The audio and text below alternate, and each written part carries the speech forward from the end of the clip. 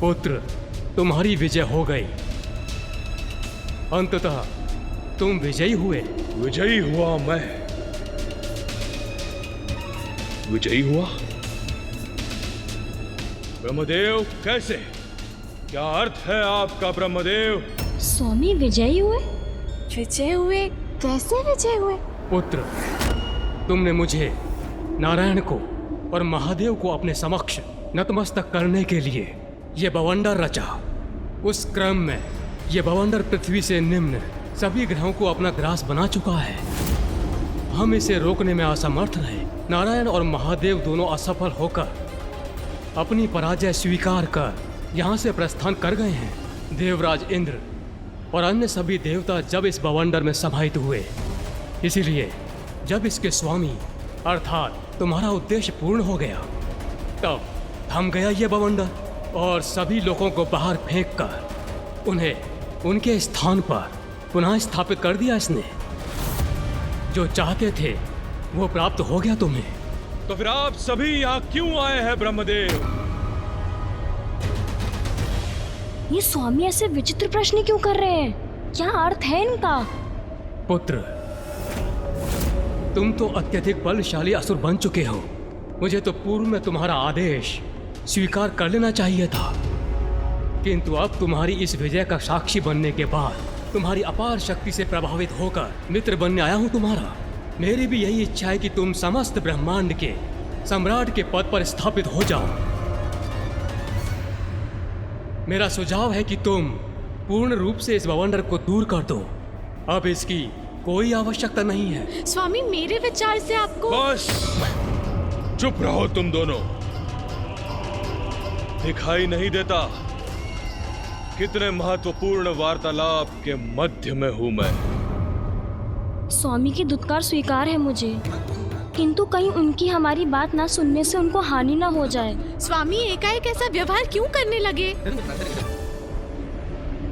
ब्रह्मदेव, बात तो आप उचित कह रहे हैं। तो उचित है फिर।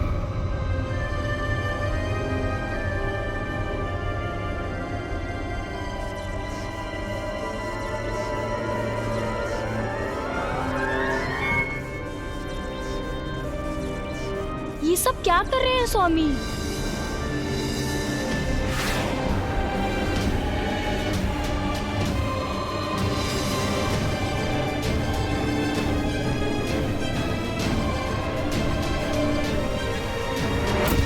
पुत्र त्रिपुर, तुम मुझे अपने राज्य में लेकर चलो।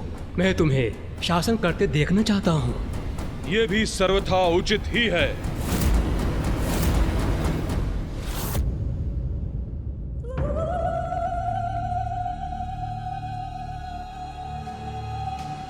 क्या हुआ गणेश?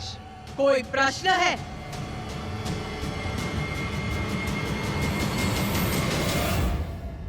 माता, माँ, बगलामुखी रूप में आपने उस बवंडर को तो थाम लिया। सभी लोग बवंडर से मुक्त हुए और आपने उन्हें उनके स्थानों पर पुनः स्थित भी कर दिया। तो फिर फूफा जी ने प्रकट होकर त्रिखुर से ये क्यों कहा कि वो विजयी हुआ है?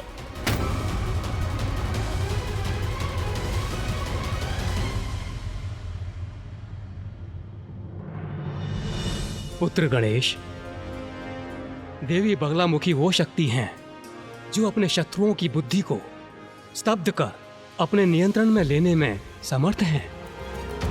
देवी ने अपनी मोहन विद्या का प्रयोग किया त्रिकुर पर, जिसके कारण त्रिकुर की बुद्धि उसे ही भ्रमित करने लगी। वहां मैं उसके समक्ष नहीं था, एक भ्रम था।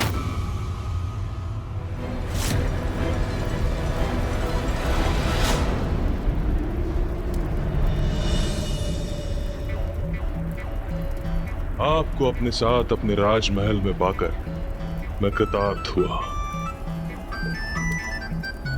सर्वथा कुशल है स्वामी। प्रतीत होता है मेरा ही सम्मान करने के लिए यहाँ रुके थे। ये मूढ़ बुद्धि गुरुपा क्या समझेगी? स्वामी मुझे मेरी बुद्धि, मेरे उनके प्रति निष्ठा के लिए सम्मानित करने हेतु मुझे संबोधित कर रहे हैं। आइए मैं स्वयं आपको राजमहल के भीतर ले चलता हूँ। अवश्य असुर सम्राट, अवश्य। मेरा इतना सम्मान, किंतु ये तो होना ही था। इसी पल की प्रतीक्षा तो मैं कब से कर रही थी।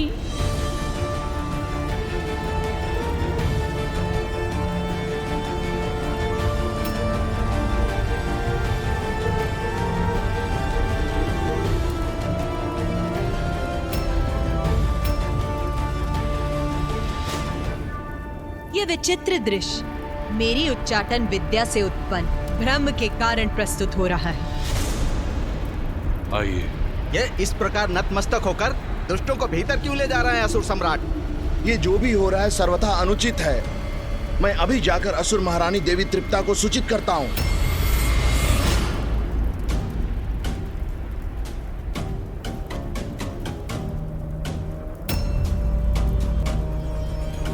आपके राजभवन में आपका स्वागत है। आहा, मेरा राजभवन। इतना कर्ण प्रिय संवाद, मेरा इतना सम्मान, अति आनंदित हूँ मैं आज। असुर सम्राट त्रिखुर की जय हो, असुर सम्राट त्रिखुर की जय हो, असुर सम्राट त्रिखुर की जय हो, असुर सम्राट। बस! मात्र मेरी जय जयकार क्यों कर रहे हो तुम? इनकी क्यों नहीं?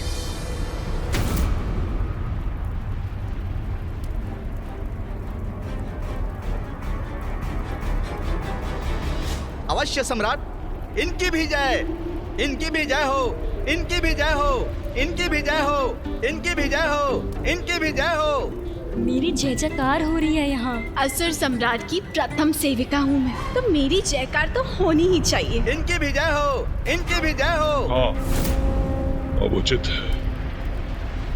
आइए, आप अपनी राजसभा में प्रवेश कर अपना स्थान ग्रहण करें।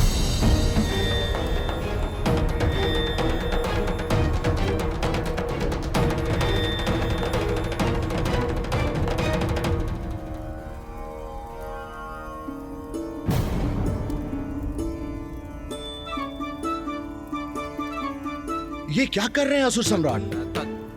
इन चाटुकार मूर्खाओं का इतना आदर क्यों कर रहे हैं असुर सम्राट?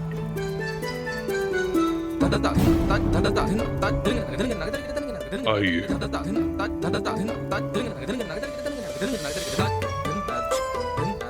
अब अपना आसन स्वीकार करने की कृपा कीजिए। असुर सम्राट इन्हें सर्वोच्च आसन प्रदान कर रहे हैं। तो क्या अब ये मूर्खाएं हमसे भी उच्च आसन पर स्थित होंगी? ये मूर्खा यहाँ तक क्यों आ गई? स्वामी तो मुझे ही संबोधित कर रहे थे। स्वामी मेरा सम्मान कर रहे हैं, तो ये कुरूपा क्यों मुस्कुरा रही है? व्रथामती, हटो यहाँ से। वो आसन मेरा है। स्वामी मुझसे बात कर रहे थे। कदापि नहीं, इस आसन पर सिर्फ मेरा अधिकार है। नहीं नहीं, तुम हटो मेरे मार्ग से। बहुत हुआ।